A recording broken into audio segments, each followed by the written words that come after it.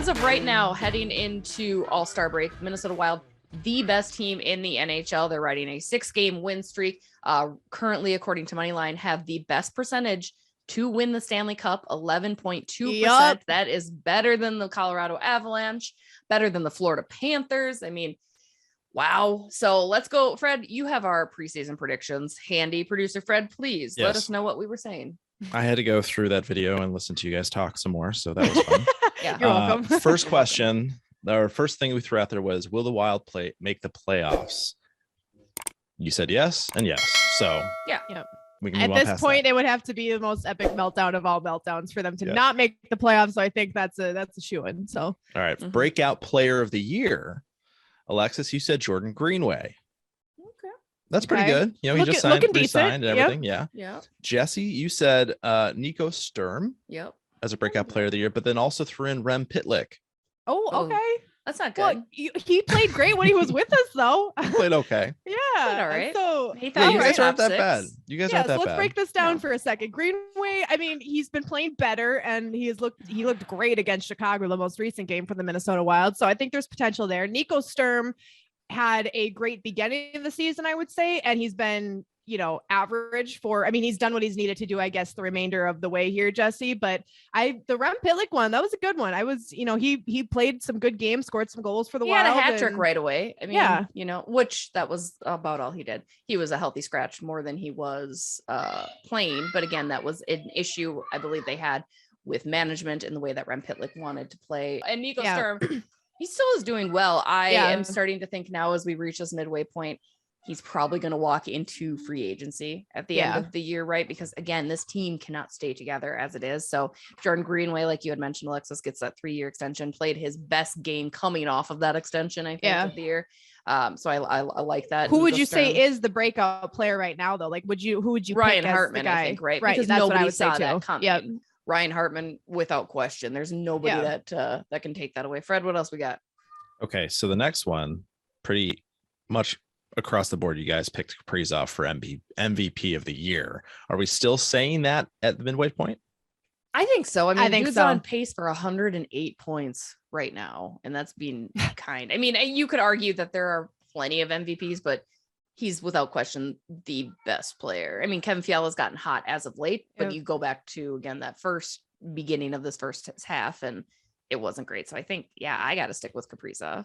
When I think of MVP, I think like, okay, if you take this person out of the lineup, how different will that team look? And I think if you take Kirill Kaprizov out of the lineup, like, not that this team would be bad, but I think they would be much more of like the older versions of Wild teams that we've seen, where they'd still be good. They've got talent, but like they'd probably be fighting for a playoff spot right now rather than sitting comfortably in a playoff position. So I think you got to go with Kirill. I mean, even at the beginning of the season when he didn't have a goal, he still was getting a point a game. Now he's really turned on the Jets. He's involved in so many plays. He's impressed people. He's done what we need him to do. And I think there's still more we could get from him, believe it or not. So I think Kirill is the MVP, at least at this point in the season.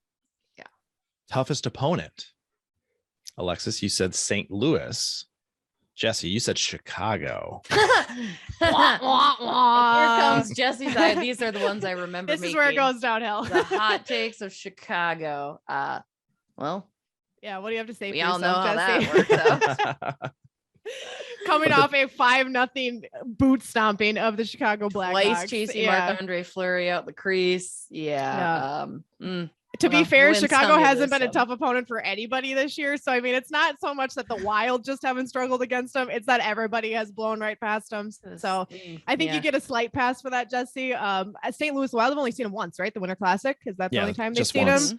Technically, the toughest opponent right now is the Golden Knights because they've lost twice to them. Right. Okay. And that was earlier on in the season. Yeah. They've played twice and they've lost twice. So I will say though, it's Vegas, but I will say they played one of their worst games against the Blues. The games they lost to the Golden Knights, if I remember correctly, one was a 1-goal game, and I don't remember the other one. Was it OT or shootout or something like that? I don't remember, but I'm pretty sure they were both relatively close games.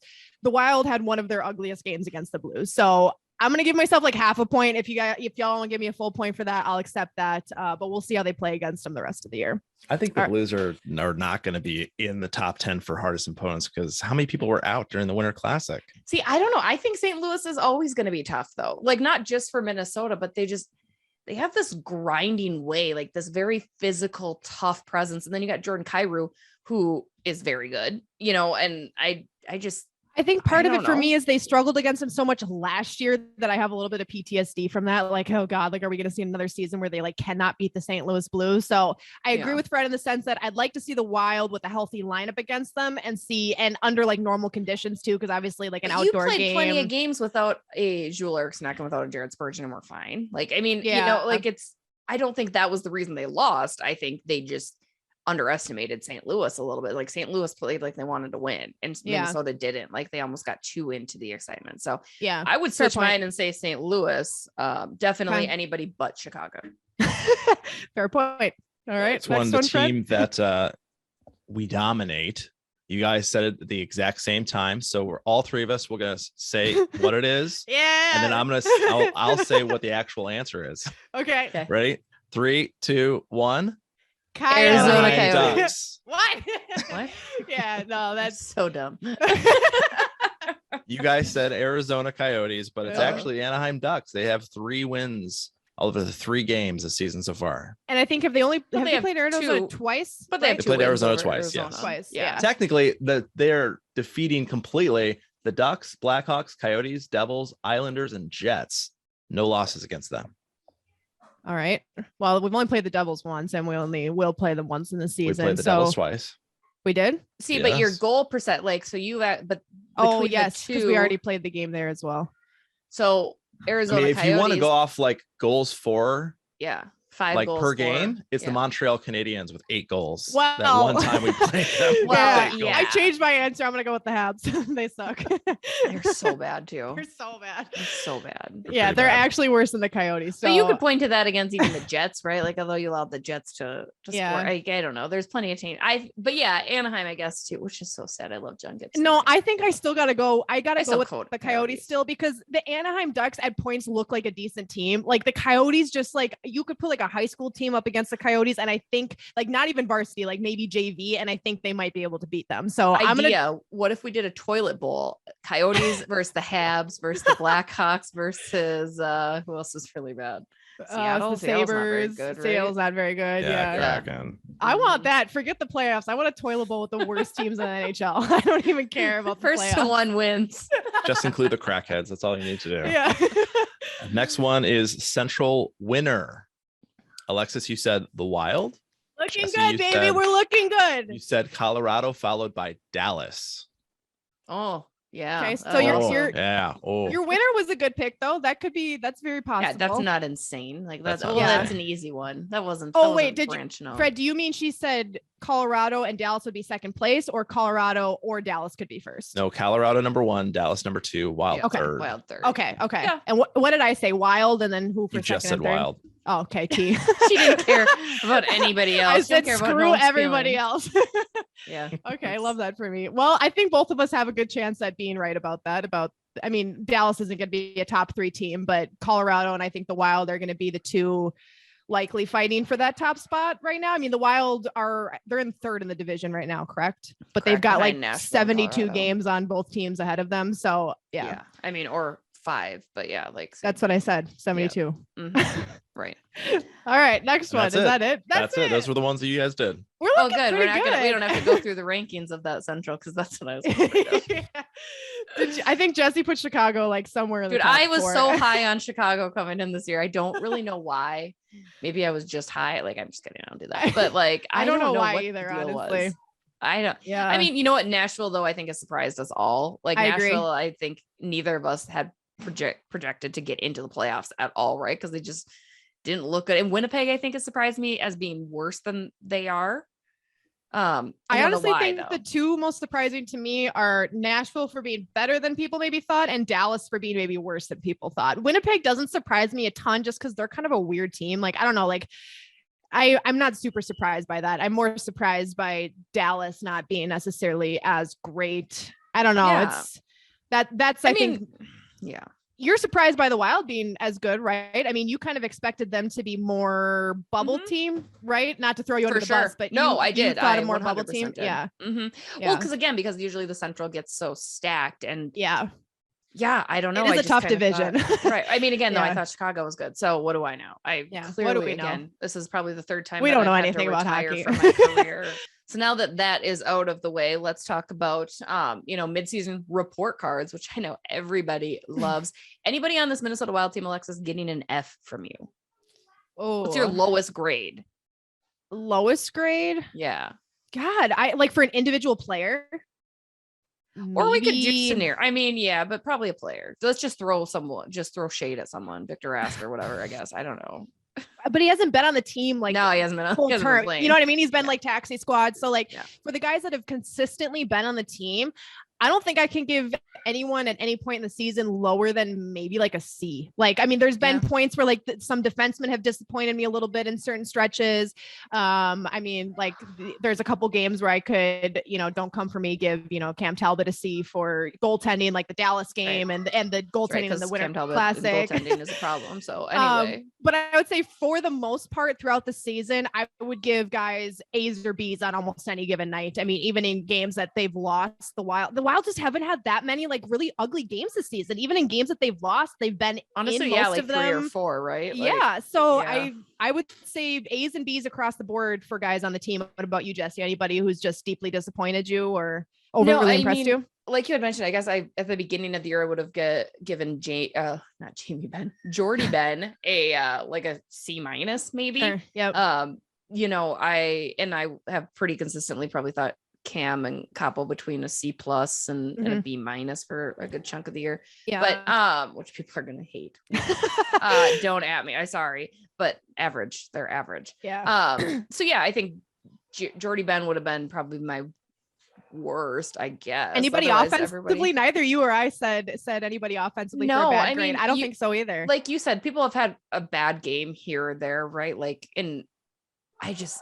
nobody bad enough where I would go lower than even a B. Well, that's what I mean. When I say bad, I mean like average. Yeah. I don't mean they completely crap the bed. It's just like, oh, you didn't score a goal tonight, but you had 10 shots on net. Okay. That's a B instead of an A for you tonight. Like, right.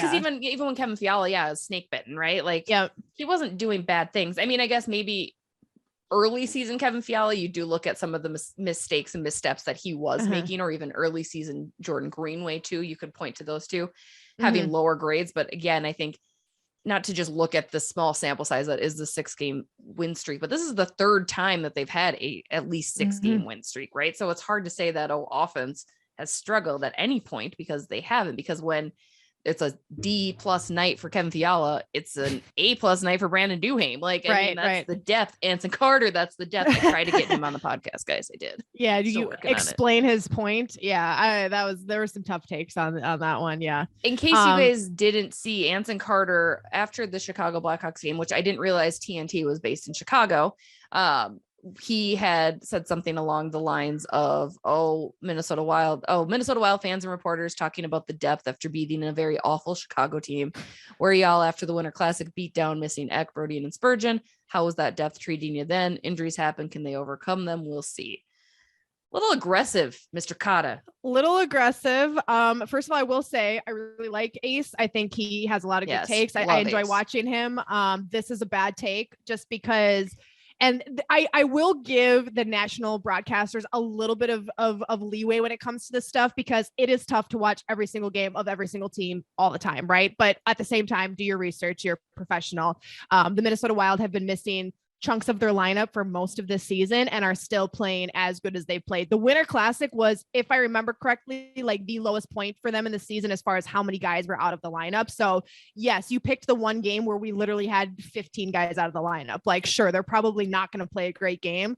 But there's been stretches of games where we've been without goaltending, where we've been without defensemen, where, we didn't have Kirill Kaprizov in the Capitals game. I mean, so I do think that, when we talk about depth, we talk about how do each of your lines produce, and all 4 lines for the Minnesota Wild go out and produce. So to me, that's depth. I don't know what more that you can ask for in that sense. So, I mean, as we sit at this midseason point of the Wild season, I'm very comfortable with this roster. I like what they're doing. I think everybody is pulling their weight, and that's what you need in a successful team, is everybody to pull their weight. That doesn't mean everyone has to be a superstar. That means everybody needs to do what they're supposed to do when they go out and play that game. So, Anson Carter, you are wrong about this one. Sorry, not sorry. But you were right that Chicago sucks. So I'll give them that. And that's that on that. A's across the board for the offense. Yep. Okay. Defense, I would give probably I'm going to give them like a B+ overall on the season, just because I think when the Wild have had some tougher games, it's been due in part to poor defense. So B+ for me on the defense. Jesse? See, and I would argue that those tougher games, I will also give the defense a B+, is due to the C+, B- goaltending, right? Yep. Like you go back to the holes that the defense has let up, when, you know, you do have a Jared Spurgeon, Jonas Brodin out of the lineup, Alex Goligoski out of the lineup. That's when goaltending doesn't shine. That's when goaltending needs to shine. So I think defense has definitely had some rough goes at it. And I think that's the pairings that have had to mix up the most, right? Again, due to injury, due to COVID protocol, whatever. But I've been really impressed with the guys that have stepped in. What, you know, Jordy Ben, like I had mentioned, John Merrill, Dimitri Callan Addison, too. Right. So I'll also go with a B+, but for a more positive B+, maybe like a point extra credit. Just, okay. You know. So like just a hair away from an A-. Yeah. Okay. And so you're going C+, B- for goaltending? I'll go B-. And again, C is average. So I'm not saying that they are bad. Like I feel like people are misconstruing. You're taking my words and mixing them around. I am not saying the goaltending is bad by any means. I think it's fine. Everything's fine. Anybody that has a wife knows when she says fine, she's not actually happy. Fine. So it's fine. So I will go B-. I'm going to go A- goaltending. The reason I won't give higher is because I need to see a few more like games where goaltenders are standing on their head, winning us games. I think probably the best example of that is the Islanders game where Capo really helped the Wild win that one.